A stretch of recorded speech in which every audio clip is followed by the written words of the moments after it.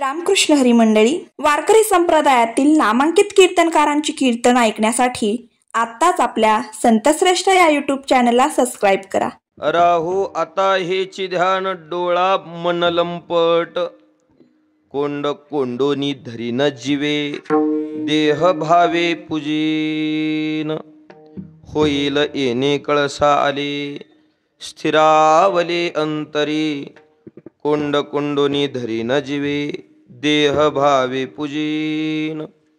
तुका म्हणे गोजरिया विठोबा पाया पडू द्या, कोंड कोंडोनी धरीन जीवे देह भावे पूजीन. विठ्ठल विठ्ठल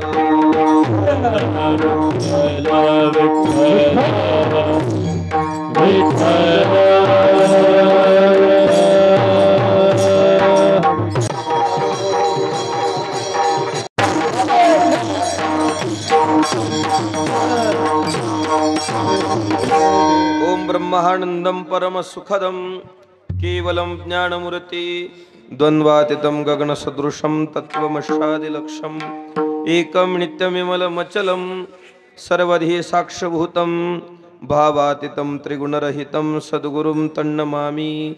महायोगपीठे तटे भीमरथ्या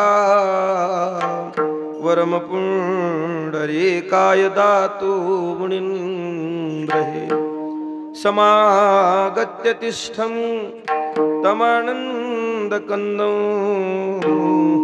परब्रह्मलिङ्गं भजे पाण्डुरङ्गं. लोकाभिरामं रणरङ्गधीरं राजीवनेत्रं रघुवंशनाथं. कारुण्यरूपं करुणाकरन्तं श्रीरामचन्द्रं शरणं प्रपद्ये. मनोजवं मारुततुल्यवेगं जितेन्द्रियं बुद्धिमतां वरिष्ठं वातात्मजं वानरयूतमुख्यं श्रीरामदूतं शरणं प्रपद्ये. बोले हनुमान जी महाराज की जय. मंगल भवन अमंगलहारी, द्रववसु दशरथ अजीर बिहारी. मंगल भवन अमंगलहारी, द्रववसु दशरथ अजीर बिहारी. जय जय हनुमान गोसाई, जय जय हनुमान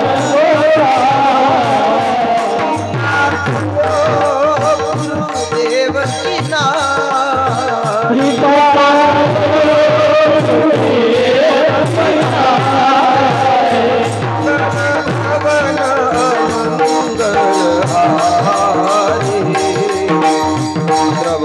दशरथ अजीर बिहारी. मंगल भवन द्रववसु दशरथ अजीर बिहारी.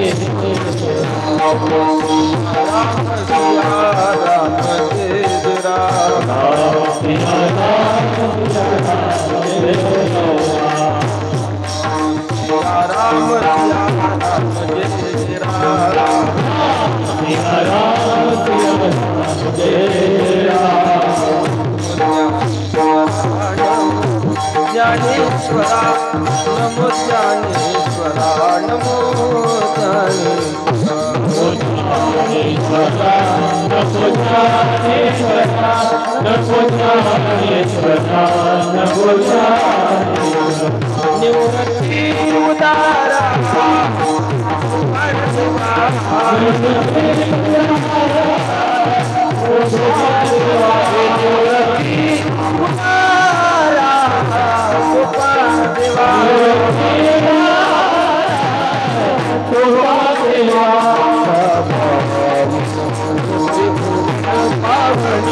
मुक्ताबाई नमो त्रिभुवन पावनी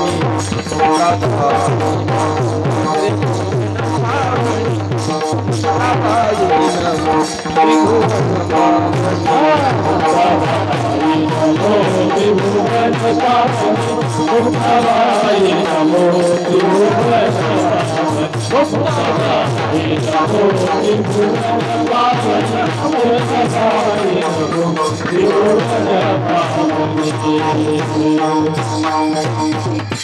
आद्यत्रय जननी देवाचे मुक्ताबाई नमो त्रिभुवन पावनी मुक्ताबाई नमो त्रिभुवन पावनी। आता बंधू श्रोतेजन जे अखंड सावधान जया सत्रिकाळाचे ज्ञान सर्व काळ निरअभिमानी। आता बंधू श्री संत सज्जन जे परमार्थाचे अधिष्ठान जयाचे निगुह्य ज्ञान प्रगटे जनी। नरदेह परमार्थी लाविले तरीच याचे सार्थक झाले नाही तरी व्यर्थची गेले। नाना अघाते मृत्यू पंथे राहू आता हेची ध्यान राहू आता हेची ध्यान डोळा मन लंपट कोंड कोंडोनी धरी न जीवे देह भावे पूजीन। उपस्थित श्रोते सज्जन भाविक मायबा सेवेसाठी निवडलेला अभंग संत हृदय सम्राट देहू निवासी जगद्गुरु तुकोबर यांच्या गाथ्यातील 4 चरणाचा अभंग आपण सेवेसाठी निवडलेला आहे। अभंगावर चिंतन करण्यापूर्वी अल्पसा परिहार देणे हे वक्त्याचं कर्तव्य आहे। त्याला अनुसरून गेली 34 वर्ष वैकुंठवासी श्री सद्गुरु कोकणी बुवांच्या पुण्यतिथी निमित्त समाधी उत्सवानिमित्त चालत असलेला अखंड हरिनाम सप्ताह गेली 34 वर्ष झाली अव्याहतपणे आपण सगळी गावकरी मंडळी मिळून हा उत्सव साजरा करता आणि मग या 34व्या वर्षी पदार्पण असलेला हा उत्सव आणि या उत्सवातील चालत असणाऱ्या उत्सवातील आजही पहिल्या दिवसाची सेवा आणि या पहिल्या दिवसाची सेवा माझ्याकडे ज्यांच्यामुळे प्राप्त झाली आपल्याच गावचे श्री हरी भक्तिपारायण माझ्यावर नितांत प्रेम करणारे बप्पा आणि बप्पांमुळे इथे येण्याचा हा योग आहे। तसं जवळपास माझी 3 तारीख होती इथली फेब्रुवारीची 3 तारीख होती पण मला थोडी काही अडचण असल्यामुळे मग पत्रिका छापाचे 2 दिवसातच अगोदर मी बप्पांना फोन केला आणि बप्पा जरा जड चाललंय मग मागची तारीख कोणती रिकामी होती तर माझी एकच होती आणि तो सप्त्याचा उत्सवाचा पहिला दिवस। बप्पा म्हणले पहिल्या दिवशी नका जरा पुढे या आमची अपेक्षा आहे। मग पुढची महाराज मंडळी थोडं सरकवण्याचा प्रयत्न केला पण जड जाऊ लागलं। मग बाप्पांना म्हणलं तुम्हीच्या पहिल्या मी येतो तुमच्या जागेवर तुम्ही माझ्या जागेवर असं करा आणि मग हे शक्य झालं। त्यांनी मला सांभाळून घेतलं नाहीतर हल्ली असं होत नाही पण बाप्पांनी सांभाळून घेतलं। आधी आपण सगळी गुणीजन मंडळी इथं उपस्थित आहात। वास्तविक पाहता गावाला योगदान लाभलं ते त्यांच्यामुळेच लाभलंय। एखाद्या गावची ओळख त्याला जोड नाव देऊन दिली जात असते आहे का नाही। आता माझं गाव आहे माझ्या गावाला तळणी म्हणतात कुठली तळणी म्हटलं की मग मोहगाव तळणी म्हणतात बरोबर आहे ना। जोड नाव दुसऱ्या गावचं दिलं जातं तसं आपल्या गावाला दारफळ म्हणतात पण दारफळच्या बरोबर देवाचं दारफळ म्हणतात हे मला आता वाचल्यावर कळालंय। नाहीतर एवढ्या दिवसात माझ्या म्हणण्यात एकच माहिती होतं दारफळ म्हणलं कोणाचं तर बप्पाचं दारफळ। आज सकाळी सुद्धा श्री हरी भक्तिपारायण गुरुवर्य जयवंत महाराज बोधले मला म्हणले आज कुठं जायचं सेवेला मी म्हणलं दारफळला ते म्हणले योगेश बाप्पांच्या दारफळला का मी कशासाठी सांगतोय सगळं एखाद्या माणसानं आपलं जीवन वाहिलं समर्पित जर करत असेल परिणामी गावची ओळख वेगळी पडत असते आणि बाप्पांच्या माध्यमातून त्यांनी केलेल्या वारकरी संस्थेच्या माध्यमातून त्यांची जी संप्रदायाला त्यांचं जे जीवन खर्च करणं आहे त्या माध्यमातून गावाला झालेली एक वेगळी ओळख आणि आपण सगळेजण वैकुंठवासी श्री कोकणी बुवांचा उत्सव साजरा करता गावातल्या मंडळीच्या आग्रहाच्या आवडीच्या आमंत्रणानं प्राप्त झालेली सेवा त्या निमित्तानं उपस्थित असणारी सगळी परिसरातील गुणीजन मंडळी श्रीकांत महाराज आहेत, समाधान महाराज आहेत, आधी सगळी इकडून बिंबळून आलेली ताते आहेत. आधीच आता मला नावं माहिती नाहीत बरोबर साकी सगळ्यांची. आपण सगळेजण इथं महाराजांच्या उत्सवासाठी उपस्थित आहात. प्रथम दिवसाची सेवा आहे आणि प्रथम दिवसाच्या सेवेसाठी निवडलेला अभंग जगद्गुरु तुकोबर यांच्या गाथ्यातील सगळ्यांच्या पाठांतरातला अभंग सेवेसाठी निवडलेला आहे. एखादा वारकरी असावा आणि वारकऱ्याला हा अभंग पाठ नसावा, त्याच्या वारकरीपणाला जरा शंका आहे का नाही. सगळ्यांच्या पाठांतरात असणारा अभंग आहे, मंगलचरणाचा अभंग आहे. वास्तविक पाहता काही लोक जर असे काही वारकरी जर तुम्हाला असे म्हणतील की महाराज एवढ्या वर्षाचा परमार्थ केला, पण एवढ्या वर्षाच्या केलेल्या परमार्थामध्ये हा अभंग आम्ही कधी कानानं सुद्धा ऐकला नाही, सापडेल असा वारकरी? बोला की हो, उगं होय नाही तर म्हणा की हो. एखादा तरी वारकरी सापडेल का एवढ्या वर्ष परमार्थ केला, पण एवढ्या वर्षाच्या परमार्थामध्ये हा अभंग आम्ही कधी कानानं ऐकला सुद्धा नाही? आणि जर कदाचित म्हणलाच एखादा वारकरी, तर त्या वारकऱ्याला तेराच्या वारीला न्या, एक दिवशी घेऊनच जावा आणि तेरणा मैयाला नमस्कार करून ढकलून द्या मध्ये खाली. जगून उपयोग काय? एवढ्या वर्षाच्या परमार्थात अभंग ऐकला सुद्धा नाही असा म्हणत असेल तर नाही. वारकरी संप्रदायाच्या जीवनाची सुरुवात कराल नाही. काही माणसाला संप्रदायाचं घेणं देणं नाही, मंदिराकडे कधी येत नाहीत, सप्त्याकडे कधी येत नाहीत, पण त्याला सुद्धा हा कानपाठ अभंग असतोच, आहे का नाही? अभद्र असेल पण पाठ असतो, थोडा तरी पाठ असतो. असा सगळ्यांच्या परिचयातला सोपा अभंग आहे. एक लक्षात ठेवा, अभंग सोपे आहेत याचा अर्थ, अभंगाचा अर्थ सोपा असतो असं शब्द सोपे जात असतील म्हणण्यासाठी, पाठांतरासाठी म्हणा, पण अभंगाचा जो भावार्थ असतो तो तुकोबारांना जो अपेक्षित असतो तो आपल्याला कळतोच असं नाही. संत महात्म्यांच्या शब्दावर आपण आपल्या बुद्धीनं अवलोकन करून काहीतरी बोलावं, त्यातल्या त्यात मी तरी काहीतरी अवलोकन करावं. मी शब्द दरिद्री माणूस काय करणार आहे म्हणा, पण ज्ञानोबा तुकोबाराचा करंगळीला धरून चालणारा साधक म्हणून इथं उपस्थित आहे. बस याच्या पलीकडे माझ्याकडे शिदोरी नाही. असा सगळ्यांच्या परिचयातला अभंग आहे. वास्तविक पाहता हा अभंग सगळ्या वारकऱ्यांना जरी पाठ असला, पण 99% वारकऱ्यांनी हा अभंग कधीच भजनी मालिकेत किंवा गाथ्यात बघून पाठ केलेला नसतोच. 99%, बरोबर आहे ना? तुम्ही उगं होय तर म्हणा की हो.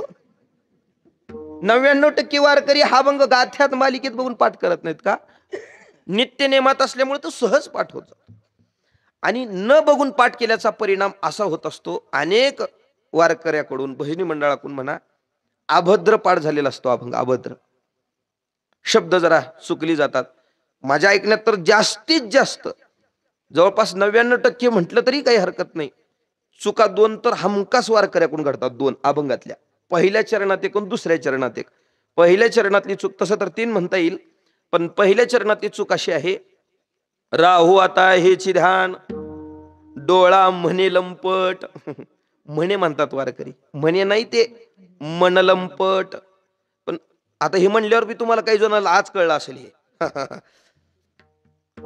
म्हणे नसून ते मनलंपट. भरपुढं कोंड कोंडोनी, याला कोंडू कोंडोनी म्हणतात माणसं, आहे का नाही? कोंड कोंडोनी धरीन जीवे. जीवे आहे, वारकऱ्याकडून जीव होत असतं, पण तसं नसून कोंड कोंडोनी धरीन जीवे, देह भावे पूजेन. असा हा अभंग सगळ्यांच्या परिचयातला आहे.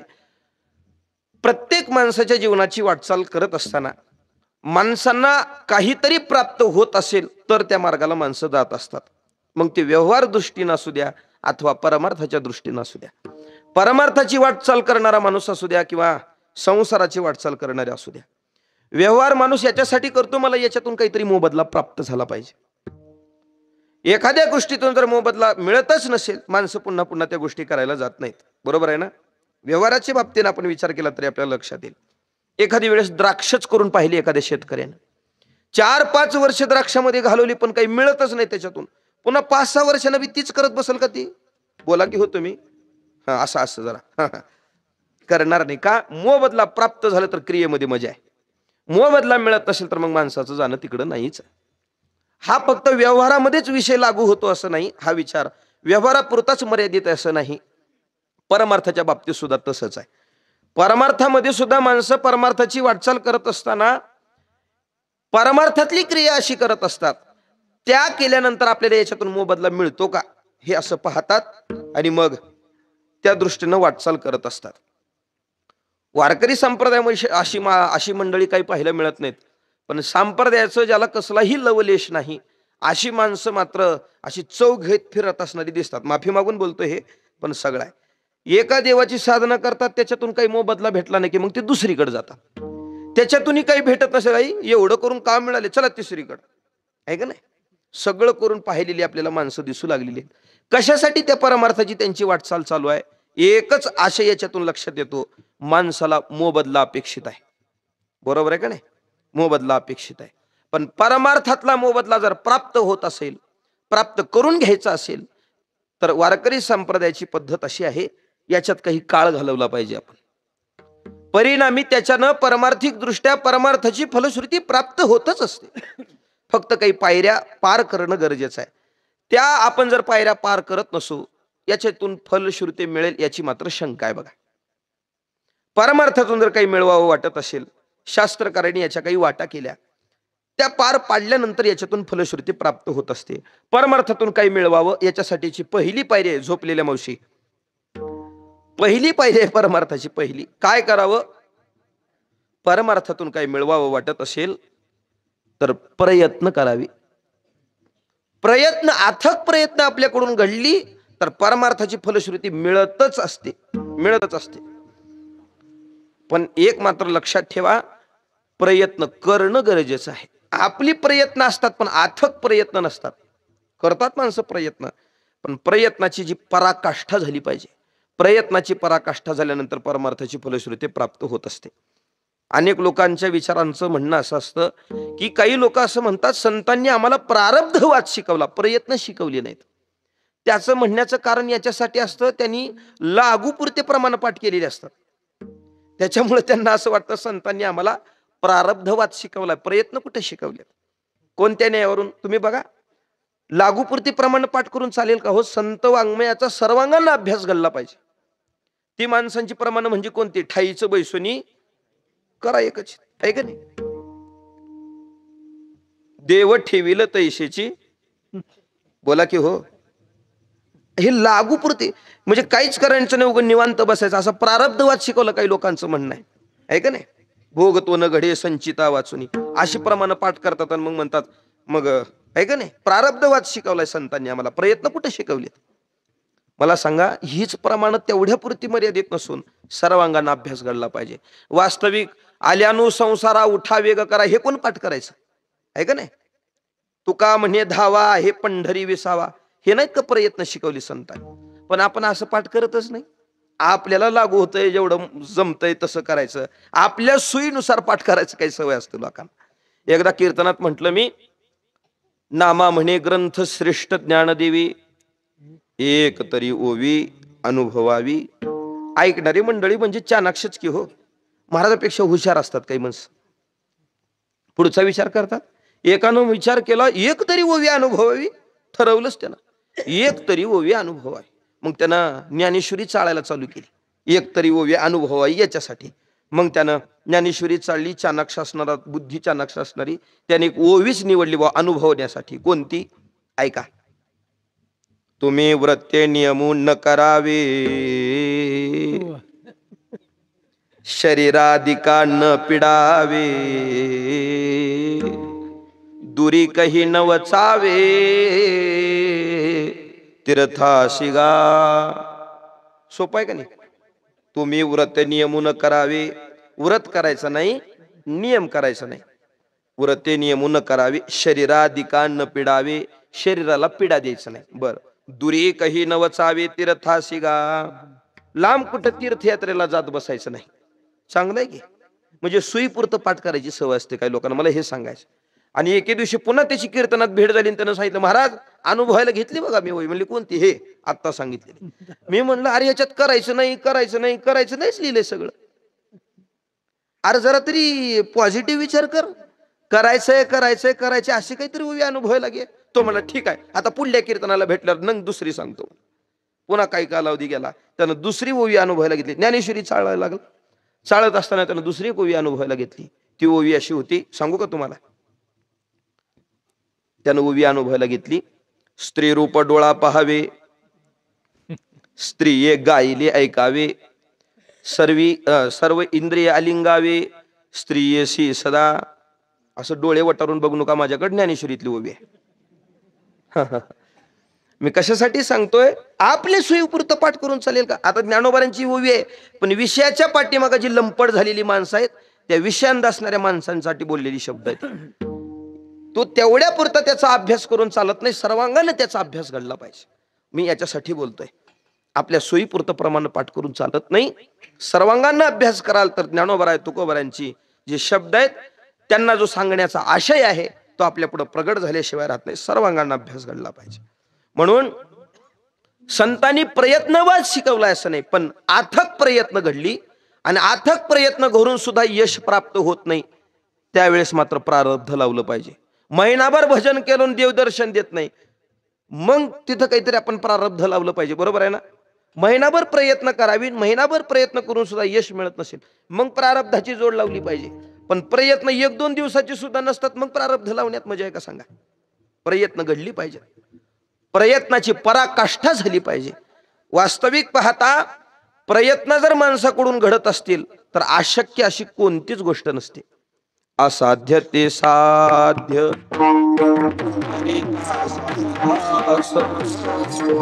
कारण अभ्यास असाध्य ते साध्य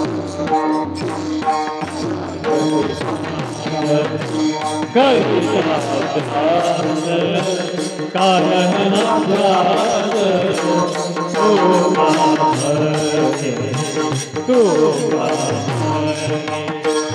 असाध्य ते साध्य करिता प्रयास,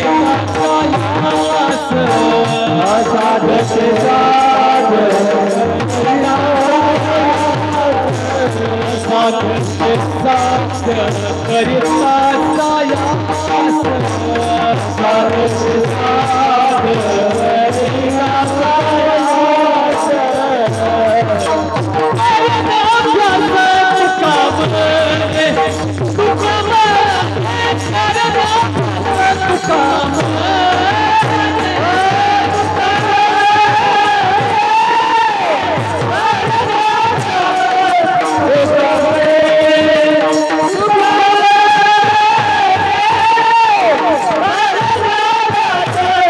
साध्य करिता प्रयास,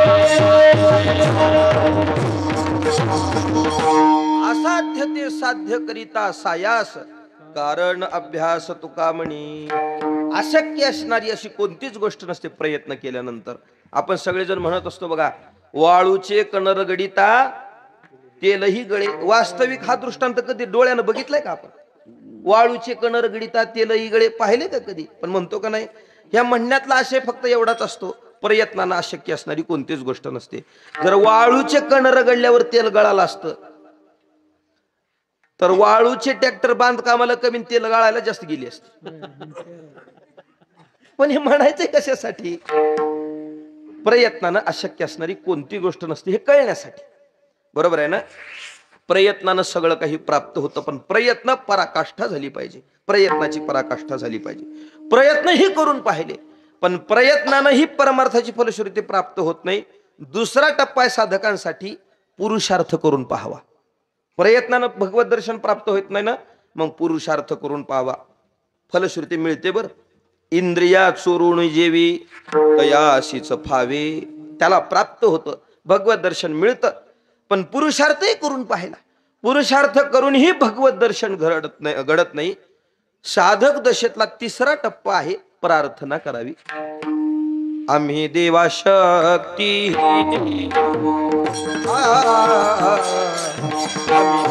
शक्ती,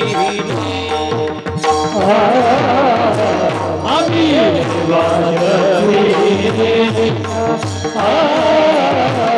आम्ही देवा शक्ती, देवा शक्ती,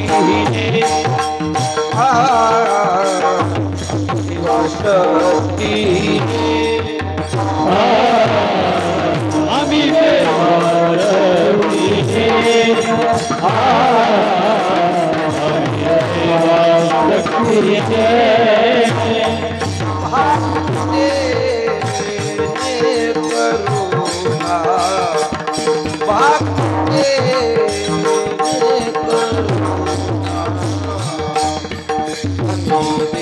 शक्तीने अग्निदेवा शक्तीने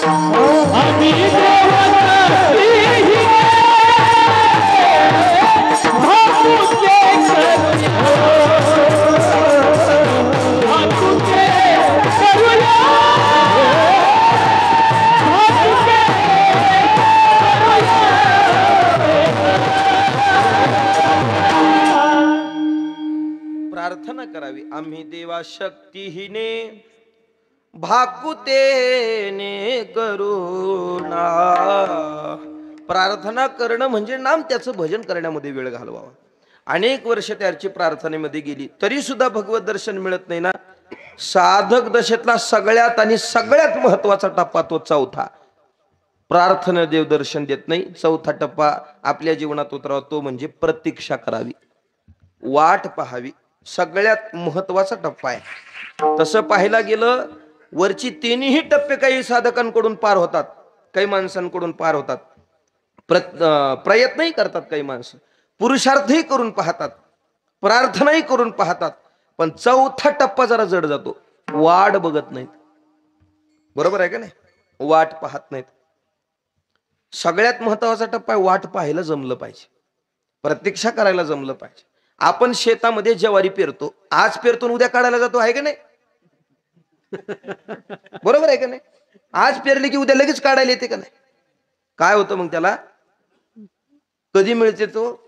त्याच्यात काही कालावधी जावा लागतो, त्याची वाट पाहावी लागते. मग मात्र एक आपण बीज पेरल्यानंतर मग आपल्या हाताला कणीस लागणार, म्हणजे आज पेरल्यानंतर उद्या नाही, कालावधी जावा लागतो, वाट पाहावी लागते. कालांतरानं त्याची फलश्रुती मिळत असते का नाही? व्यवहारात आपण करा, तोच परमार्थातला ही विषय आहे. परमार्थात ही आज केलं की उद्या नाही. काही माणसं म्हणतात महाराज एवढं देव देव केलं का दिलं आम्हाला देवानं? माणसं म्हणतात बघा, आहे का नाही? म्हणजे किती दिवस झाले माळ घालून तुम्हाला? म्हणजे 3 महिने 2-4 दिवस झाले असतील बुवा. एवढ्या दिवसात लगेच एवढी मोठी पंगत घातली, देवानं आम्हाला दर्शन दिलं नाही एका पंक्तीत. माणसं सगळं करून पाहताय पण वाट पाहायला जमत नाही. फलश्रुती परमार्थाची प्राप्त करून घ्यायची असेल, चौथा महत्वाचा टप्पा आहे प्रतीक्षा करावी. तुकोबरांच्या जीवनात हे 4ही टप्पे पार पडली आणि 4ही टप्पे पार पडल्यानंतर ज्यावेळेस भगवंताचं दर्शन घडलं, पंढरीनाथाची मूर्ती तुकोबरांच्या समोर प्रकट झाली. ज्या पंढरीनाथाचं स्वरूप तुकोबरांनी आपल्या दृष्टीनं पाहिलं, पाहिल्यानंतर तुकोबरांच्या अंतकरणातली उद्गार बाहेर पडली. ती तुकोबरा अभंगाच्या पहिल्या राहत आहे राहत आहे राहत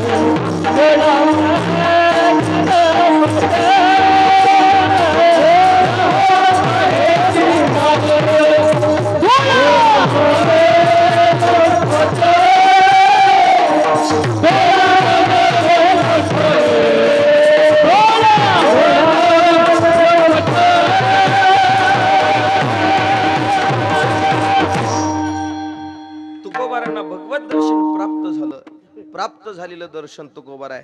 जे दर्शन मिळाल्यानंतरची अनुभूती, अंतकरणातली जी अपेक्षा होती, तुकाराम महाराज सांगतात, आता जे दर्शन मिळवले ना देवा, राहो आता हिची ध्यान, डोळा मन लंपट. वास्तविक पाहता आत्ताचे जे 4 टप्पे होते ते 4ही टप्पे तुकोबारांनी पार पाडले. तुकाराम महाराजांनी प्रयत्न केला, तुकोबारांनी पुरुषार्थ केला, तुकाराम महाराजांनी प्रार्थना केली आणि तुकोबारांनी प्रतीक्षाही केली.